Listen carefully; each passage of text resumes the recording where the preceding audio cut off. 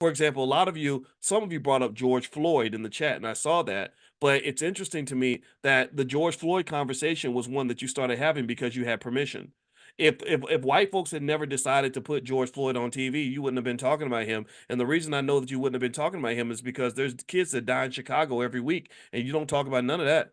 You don't talk about none of the other, again, George Floyd had his situation with the police, whatever. You can think what you want. Some of you have a conservative view, some of you have a liberal view. You can have whatever view you want. But the reality is that in Chicago, there are little children getting hit by stray bullets. There are people getting killed by the cops. There's all kinds of stuff happening. But we're not talking about it because we don't have permission. We don't, the media did not pick it up. CNN ain't talking about it, and that makes us feel like it's not worth talking about because they're not talking about it. They haven't given us permission to talk about it. So that permissiveness or submissiveness and dependency, to me, comes down to this idea that we sort of need others to either give us what we need, or we need others to guide us to what we need, or we need others to give us permission and leeway to have certain discussions and to get certain things done. And as a result, nothing gets done.